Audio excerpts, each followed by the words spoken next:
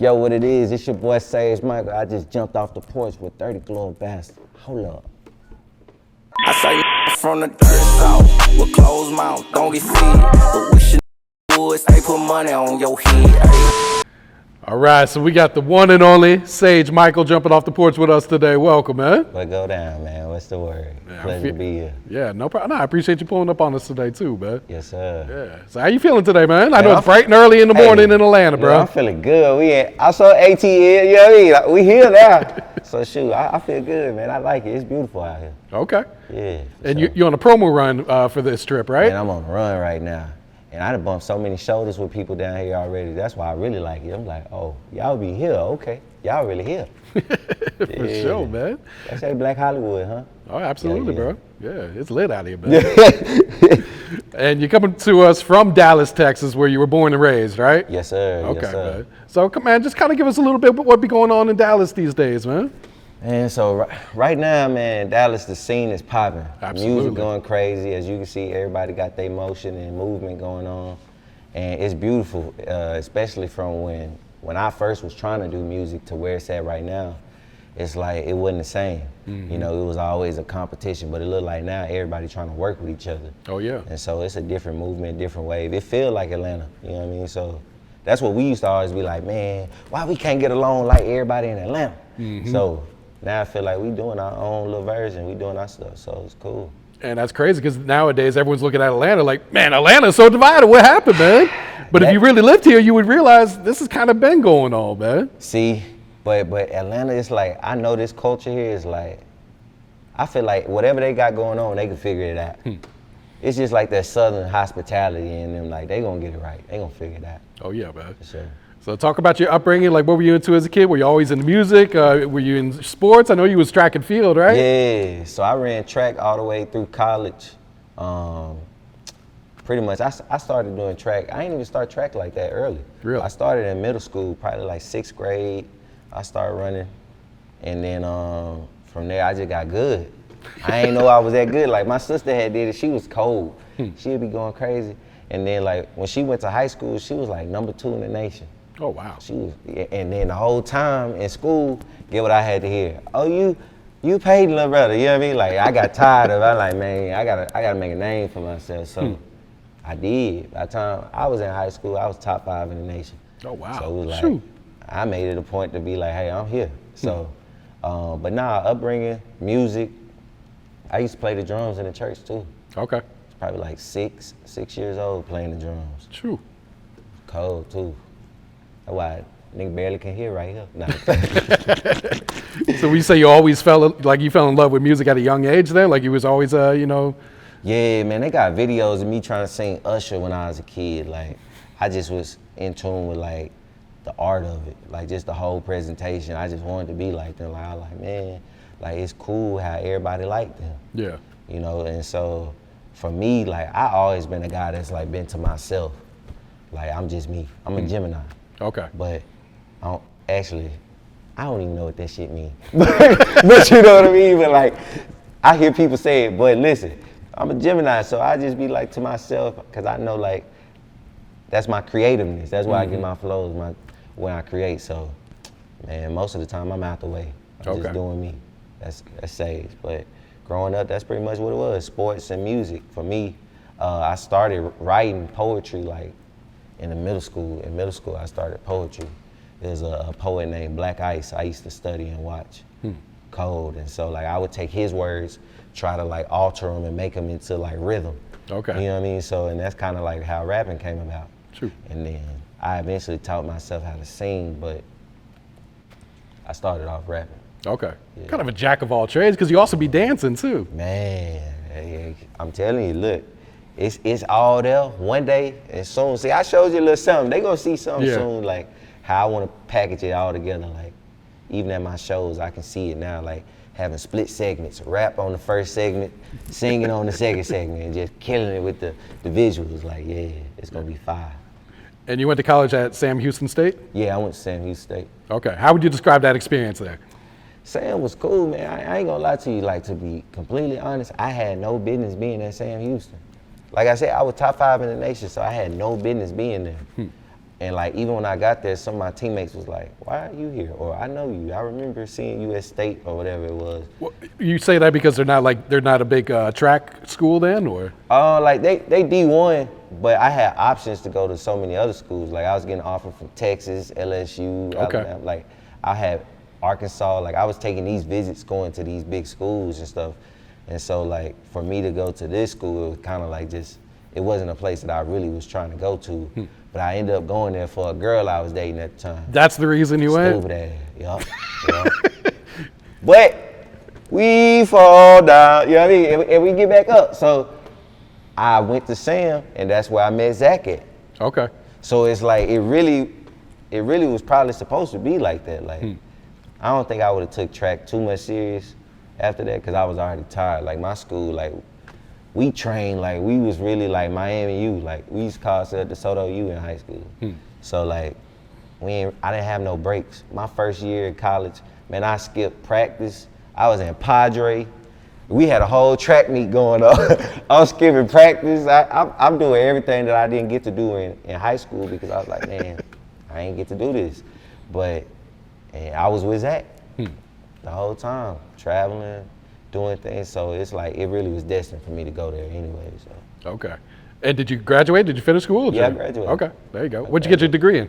So I got a mass comm major. There I you really wanted it to be in music, but I couldn't do it with my track schedule. And then music, it was gonna be too much. So I did acting in college too. For real? For sure. You been in any movies, anything yet? That's what's gonna be next for me. Okay. That's what's gonna be next for me. I know, like my favorite actors is Martin and Denzel. Like them my top two right there. And then, you know, Will, of course, like Will Smith, but like, I watch a lot of movies. So like for me, like I couldn't read a lot. Like I didn't like reading. Like it was just, I get impatient just staring at a book and my mama used to try to make me read, and I'd be like, I can't do it. But I watch movies or documentaries, and I learned so much like that. Like, it's crazy to me, like, y'all might laugh at me, but forget y'all need prayer too. When I was younger, they used to have me in class, right? See, this how I know how smart the audience is if they answer this. Have y'all ever got pulled out of class? You never got pulled out of class, then you smart as hell. They pulled me out of class, so it was just like, man, look, you have a pal. You have a buddy now. And I'm like, God damn. But I had to learn how to, you know, figure out my speech. And what it was for me was watching movies. And then I start to broaden out my vocabulary, trying to mimic what I was seeing on there. And that's now what I do all the time is write. Okay. I could write a whole song, or even in college, I would write my essays the night before. Damn. It could be 4-5 page, and I could do it within like a 2-hour time frame. Like on my phone, and so I just picked it up. It's like, damn, I used to couldn't even get a C in writing, but now this is all I do. So. And you were songwriting for the artists too, right? So I write for people too, yeah. How'd you get into that? That really was Zach doing. Okay. So for me, like I didn't want to do it at first. I didn't want to be a songwriter. I didn't want to be a DJ. It was a lot of things I didn't want to do. You were a DJ before too? I DJ too. I did a lot of these things because my manager, he pushed me to. He was like, man, if you want to be this, you got to see all these components outside of it. It's got to make sense to you so you understand and value when you get to this position. Cause like this ain't overnight, you know what I mean? So I done did promo runs, I done been on several people's tours just behind, camera guy, you know what I mean? Putting up posters on light poles, all this stuff, South by Southwest, walking around with signs and stuff. Like I had to do all of that for people first before anybody did anything for me. And so like I DJ'd, I started doing that to try to spin my music out there sometimes or get my name out there. I started writing songs. I was writing songs for free at first. And then it would be sometimes Zach would call me and be like, hey, such need a song. You got 30 minutes or an hour, try to figure something out. And it'd be so much pressure. He even put somebody on the phone that was their manager or something like, hey man, I heard about you. We trying to see if you can do this real quick. And I'm, all right, let me see. But it was training doing that so much. And even when I worked a normal job, like I would tell myself on my lunch break, if I got an hour lunch break or 30 minutes, gonna try to write a verse or something. Like I practiced that pace, so now it's like I can do it. But definitely. And when you're writing for others, do you approach it differently as compared to like if you're writing a song for yourself, or is it pretty much the same process? Man, that go back to like it all being like a movie. Like I watch so many movies that it's like it comes to a point where I'm just reiterating what I seen on screen before. You know what I mean? Like that's kind of how I do it. Like if I write, I can go look at somebody's Instagram and listen to like a song or two of theirs and figure it out already. Okay. I just get it like that. I don't know. At this point, I get it that fast. And how long have you been dropping music? Obviously, you were dropping stuff in college, right? Yeah, man. I've been doing music for 10 years. Okay. In 2015 was the first time that I like actually recorded a song. I was writing and stuff before that, so I guess you say long, but serious, like in the booth, 10 years. True. Yeah. And what type of feedback were you getting 10 years ago when you was putting this out? I was always getting good feedback, but I ain't gonna lie, sometimes people were telling me my shit was trash. I ain't gonna lie. I had a girl tell me one time, she was like, don't send me your music. She told you that? Don't send me no more of your music. I'm like, and it hurt, but it's a lot of times like people told me no, or like they didn't really wanna, rock with me or see the vision or where I was trying to go with it, that I just kind of was like, all right, one day I'm gonna show you. You know what I mean? Like you gonna see it, it's gonna make sense one day. So I kept my word, and sometimes I look at them people to this day and let them know I still got more to go. Yeah. So definitely. And how would you describe the journey these past 10 years before F.E.D. came out, like right before F.E.D. came out? Man, I was going through it. Like even before F.E.D. came out, like last year, it's crazy because I hear a lot of people say that, which I feel like it's anybody listening, this might be your sign for you too. But it's like I would see people even on this platform, and they'll talk and be like, man, last year or 2 years ago was the worst time of my life. And that was me. Like last year was like the worst time. Like I ain't had no job. I had lost my job. They let me go. Like man, they pulled me up to IHOP. I was selling tires. I was like a regional sales manager for a tire company, and he told me come meet him at an IHOP. He was like, yeah, we gonna need everything, and we gotta let you go. I'm like, God, and mind you, like I'm somewhere, like no, I ain't got no family out here, nothing. Everything on me. So me moving out here and stuff, I'm just like, man, what I'm gonna do? So in the meantime, I just instantly download Uber, and I download Lyft. So Uber was taking a little minute or whatever for what happened, I forgot, but I'm like, man, I gotta make some money some way, somehow. Nobody was hiring me. Nobody wanted to hire. I had all these years of experience, but I was like right in that middle cusp of like, you've been in the work field long enough, but you still at this stage, you ain't really elevated. Like I know a lot about corporate America too, so I can talk that little lingo. I was a salesman for real, but nah, for me, it was just like, okay, so I'm driving Uber, and now the first thing that clicked in my head was like, man, I'm in here and I'm bumping into so many people. Why don't I get business cards? Okay, why don't I start playing my music in here? Okay, like, and I started doing that gradually, and it's like, it's people right now that still DM me and be like, man, that's crazy, I remember you in the Uber. Like, I'm networking, like, that's all I know. So you never gave up on the dream? Never gave up.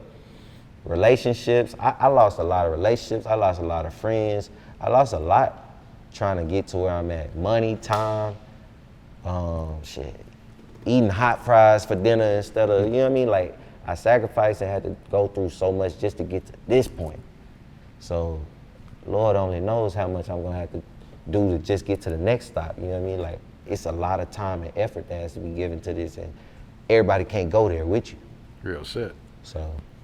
Yeah, so let's talk about F.E.D. Talk about creating the song, finding the original beat, and recording it. Break this down for us. How'd this happen, man? Man, so honestly, I was working at this, I had just now, actually I told you, so I didn't have a job for a year, and then I finally got a job. And when I finally got a job, I had it for like 2 months or so. And so I'm there and I'm leaving, man. Somebody that stole, mind you, here it go again. Somebody that took my car, bro. Somebody took my car. God damn. Somebody stole my car, a mechanic. I gave it to a mechanic. He stole my car. The mechanic stole your car? Stole my car. So I'm messed up, right? So I gotta go. My partner, he done hooked me up with somebody to help me out, right? So I'm in a Prius. And I'm sweating. Like, they had to come do some maintenance work to it, but they ain't do it yet. So the AC wasn't working. So I'm trying to bang on the top and stuff. Like, it ain't working. So I'm sweating in there and everything. And I was just like, I'm like driving, and I'm in Houston too. Houston, if you know about that traffic, oh my gosh. Boy, I promise you I live 15 minutes from my job, but it took an hour to get home. It's crazy. But so it's like, I'm writing the first verse as I'm going home. I'm in traffic.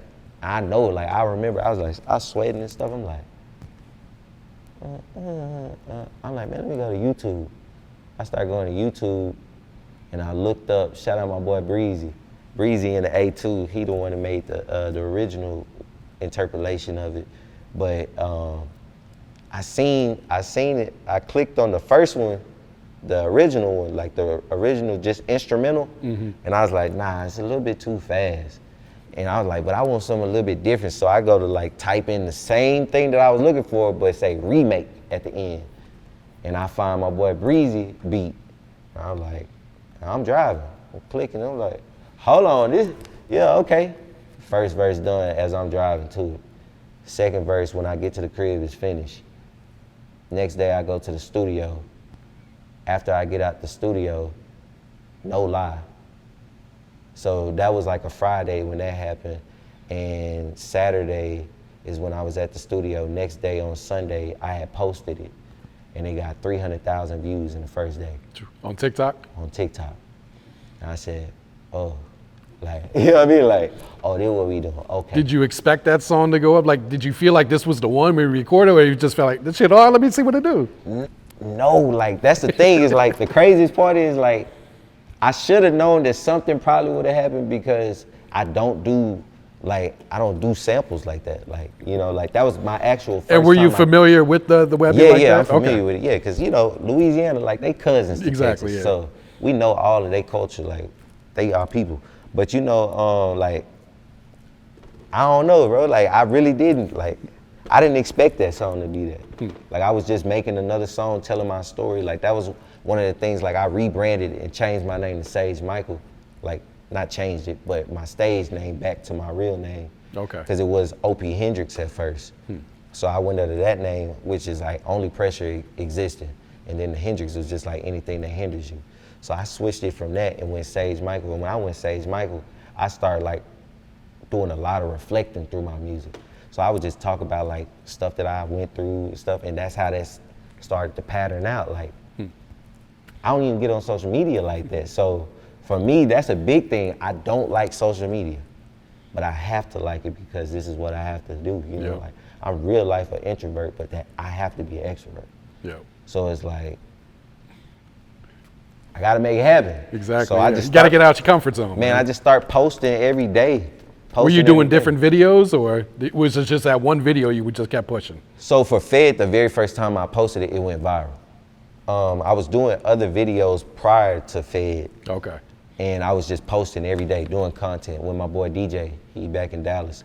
We would just go do this. And this been my partner for years. This is the craziest part. He been my partner for years. And I never sat there and thought, hey, bro, you shoot pictures and do stuff for people. Why don't you help me out? Like, the whole time, man, we done played video games. We done did everything but do this. And it's like, oh, okay.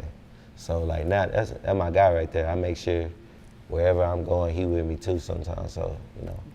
And who were some of the big names that were either commenting, reposting, or, you know, liking the video? Man, it was a lot of people.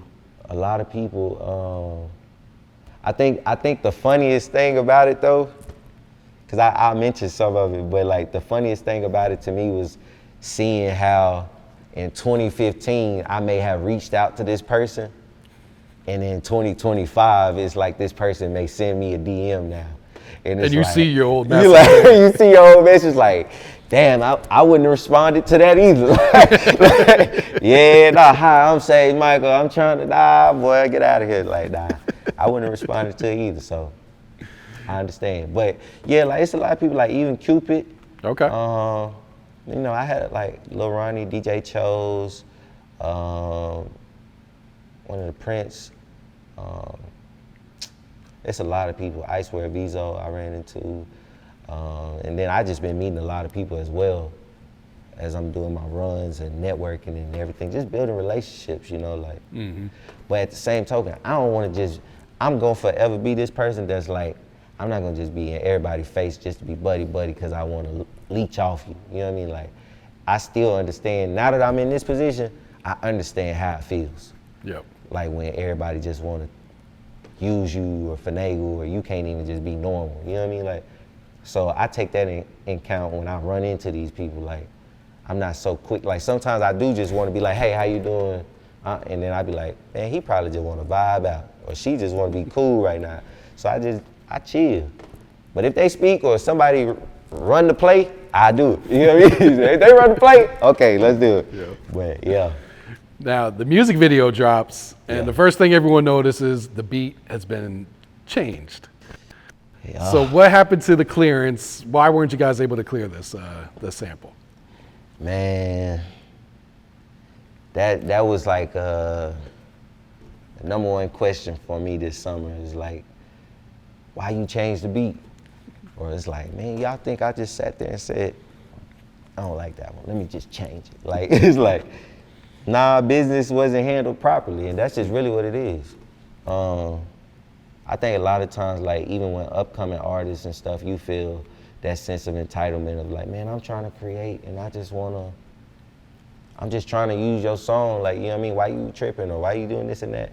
But at the end of the day, you have to realize that this is called what? Music business. Like, it's a business. Like, so it's like, you understand it's not personal. Them people don't know me, I don't know them.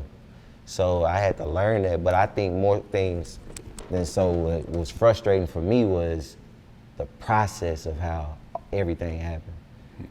Like, dang, could we have been told this earlier or something, you know what I mean? Like, or why, like, I did have that thought for a second of like, man, why on my first one this happening to me? Like my first hit, and this is what I gotta go through, it hurt.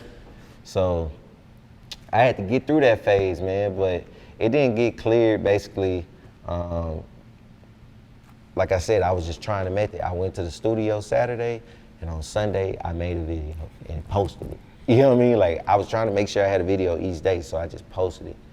And of course, we wasn't, in 2025, we not finna go make a song in the studio, go spend $2,500 on a song we don't even know may blow or not. Like, who's to say if I would've spent that money to see if they would've cleared it before F.E.D, and then it ain't even do nothing? Or it probably got 3,000 views or something. Now I gotta really work. It's like, that's hard, it's a risk. So I understand it from their side, and then I got my perspective as well, you know, how I look at it. But ultimately, it's like, man, we gotta move forward.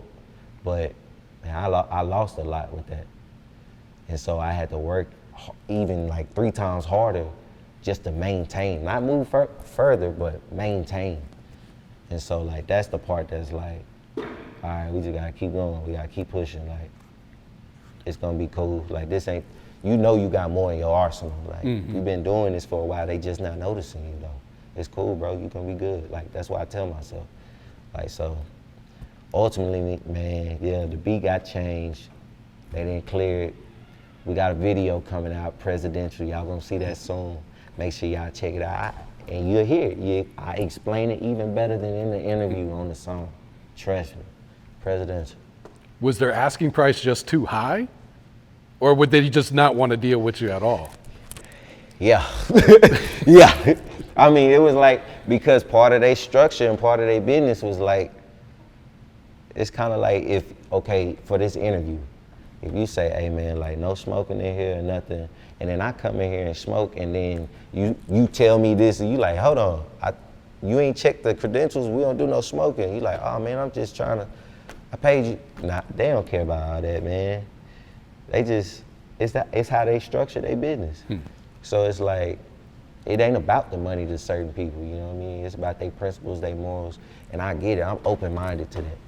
That's something I'm trying to like work on, be open-minded, because I feel like, as just me being personal, like black men, we do too much of the hating on each other. Yeah. Like, I done had people speak so bad about me and say stuff to me that I know I never fix my lips to say. It's just because it's not in me. It ain't in my DNA to be like that.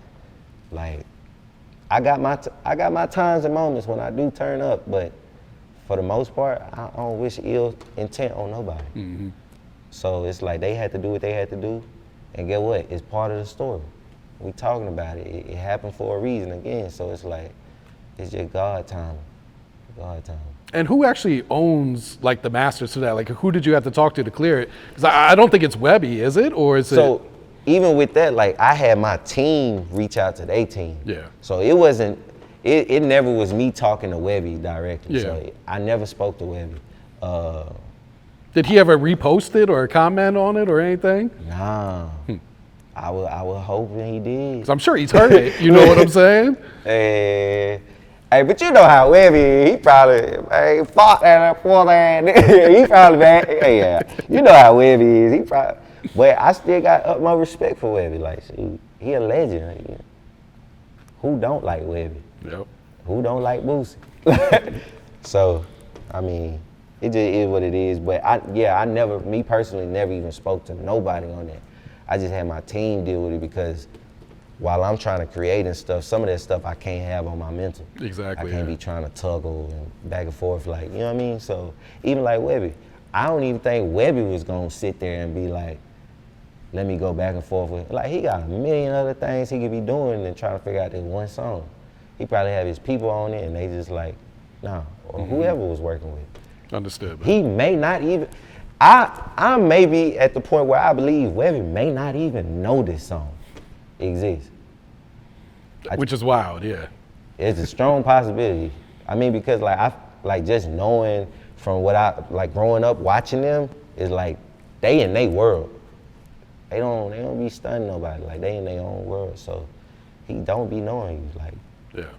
And how long does it take for labels to start reaching out to you when the song starts blowing up? Was it that first day, like when it went viral, or? So the first time it went viral, it didn't happen. It was the second time I posted it. So like I had at my last job I worked at before everything took off, it was my manager. And she was telling me about, like, I used to get mad about this. I told you, I was only there for about 2 months. But she was telling us about this like 7 to 10 time method thing. And I'm like, we would have to call people. So I was doing like medical sales over the phone and selling it. And we would call these doctors' offices and dentists and stuff and just be like, hey, y'all got y'all waste?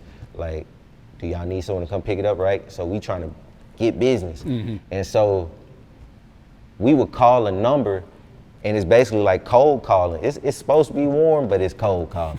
So imagine calling these people 7 to 10 times, reintroducing yourself to them. It's like, they ain't trying to hear from you. They not gonna take this product. But on time 7 or 8, they actually like, hold on, let's set up a meeting. It's insane. Like, it would trick my mind because it'd be like, they said no so many times, but I kept going. Oh, they finally gonna say yes? Oh, so I used that same method with posting videos and music. I grabbed, within that 2 months, I took that same method. It was like, let me be more consistent with it. Like, they may be saying no to this video, but let me keep the same song, but in a different setting. Maybe a different location. We gonna work this song. Like, you gonna say yes eventually. You gonna be like, God, dog, it's the same. Yeah, say yes. You start hearing it over and over. It's like, oh shit, this is pretty catchy. And it's even like with F.E.D. It's like when the beat changed, they heard that video so many times that when it changed, it just kind of like messed with their ears. What's it called? Like the phobia? It's something like when you hear it so many times that your ear gets stuck to it. And so if anything changes, you like, notice the change. Yeah, you notice it. So that's kind of how it is, but it's like programming it. Like, you eventually gonna like it. Yeah. So. Who were some of the labels that reached out to you then? Man, I had over 30 label calls. Let's see, Sony, Easy Money that I'm with, was Create, Broke Records,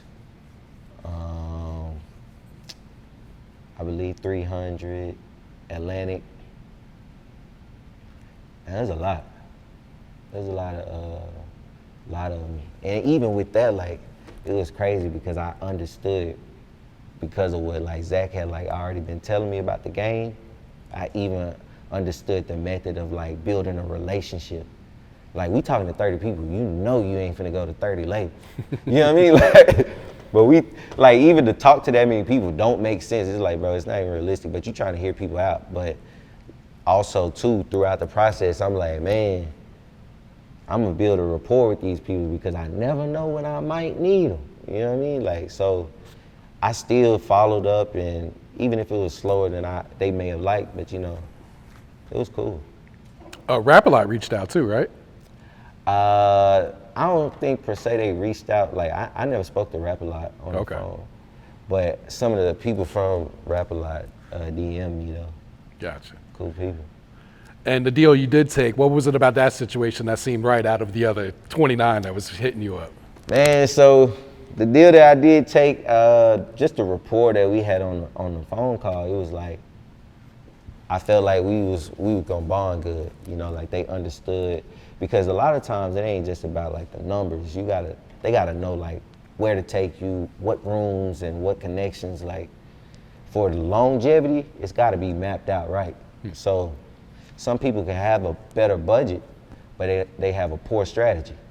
So like sometimes when you get in that element, you just gotta make the best decision that you feel, go with your move.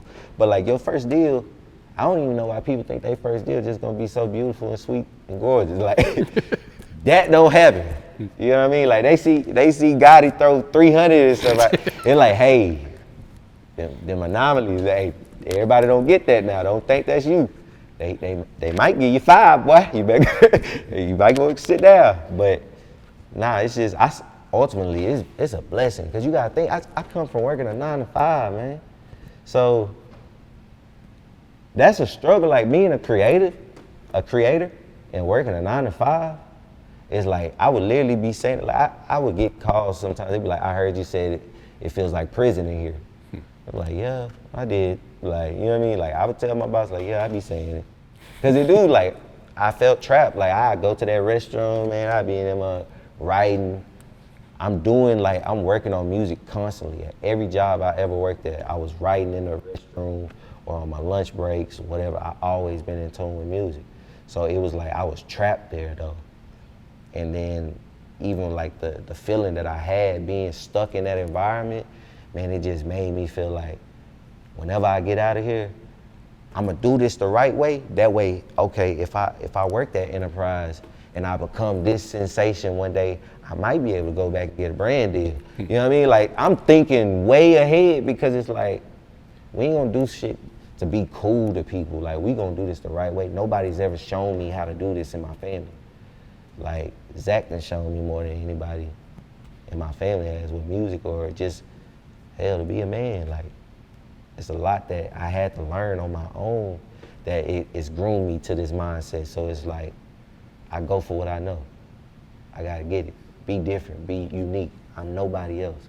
I ain't trying to be tough. I ain't trying to be, like, I'm me. You know what I mean? So like, yeah. And how soon after F.E.D. dropped were you able to actually quit your job? Ooh, that probably was like, I signed probably like a month later. Okay. A month later. But Is that when you quit then, when you signed? That's the craziest part too. Like, I done signed and I gotta wait. So think about this. You know how it goes.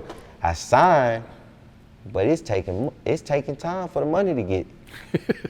I only got that last check that was coming in, so it's like, what we gonna do?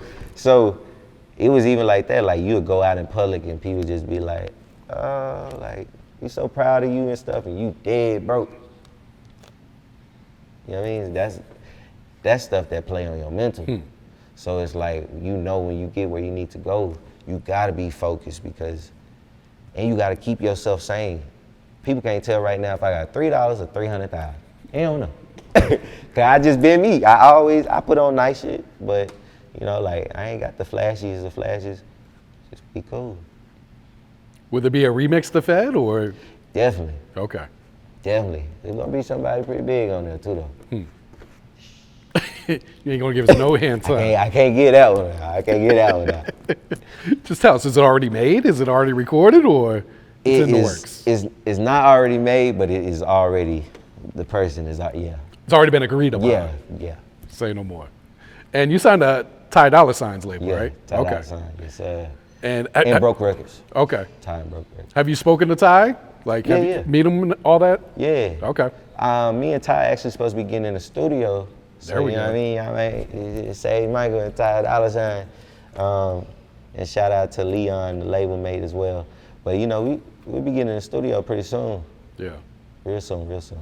And the next single, that's Presidential? Yeah, Presidential, that's what we pushing next. Okay. We got so you got F.E.D., then you gonna have Presidential, and it's on Whistle. Then my three right there, then the big three.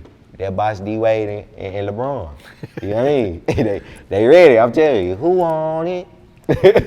And are these three different vibes on these three songs then? Yeah. Okay. All different vibes. They got their own little swag. The whistle song is like a whisper song. Kind of like a twist, like how Yin Yang. Okay. Wait till you see my.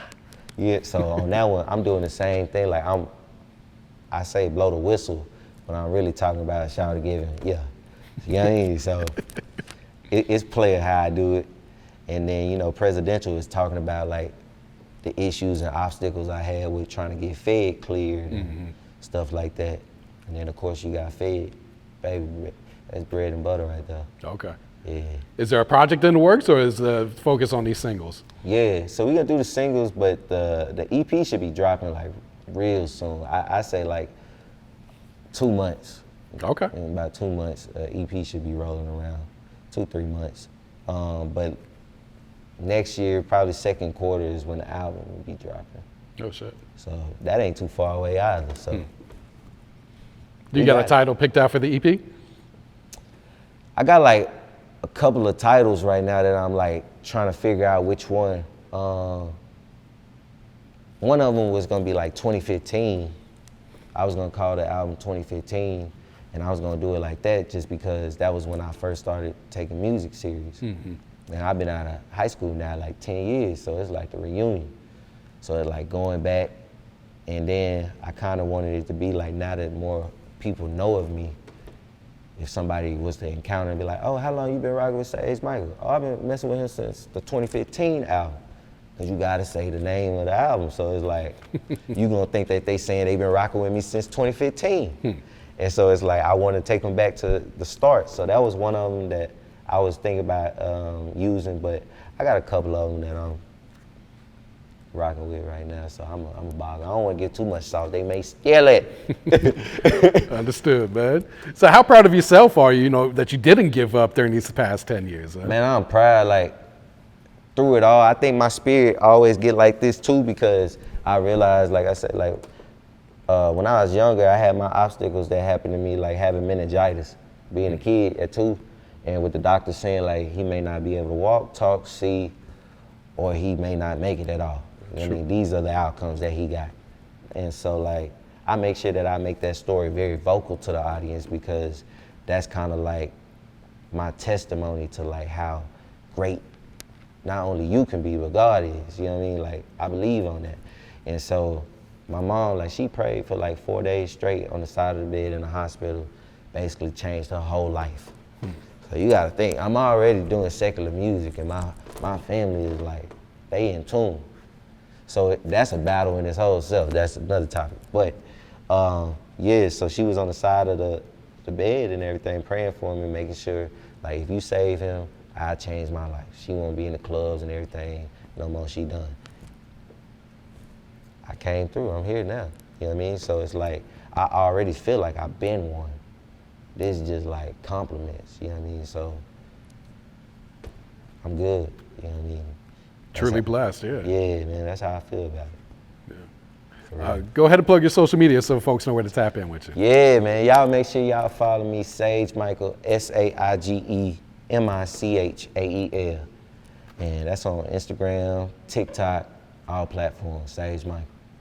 For sure. Any shout outs you want to give before we wrap it up here, bro?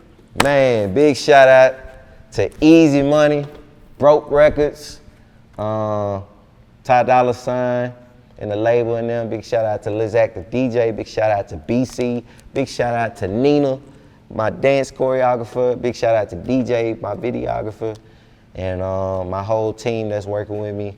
I got the 2 labels, so I gotta make sure I shout out everybody that's helped me, because there's a lot of people that's behind me. So I gotta make sure I show them love, because they doing a lot of work too. I don't wanna just be selfish about it. But yeah, big shout out to my family. It's a lot of people I ain't mentioned, but y'all know who y'all are. Yeah, just moving. We got more music on the way, and I can't wait for y'all to see how this play out. For sure. It's the start. I say, nigga, I'm from the dirt south with closed mouth, don't get fed. But wish a nigga would stay put money on your head.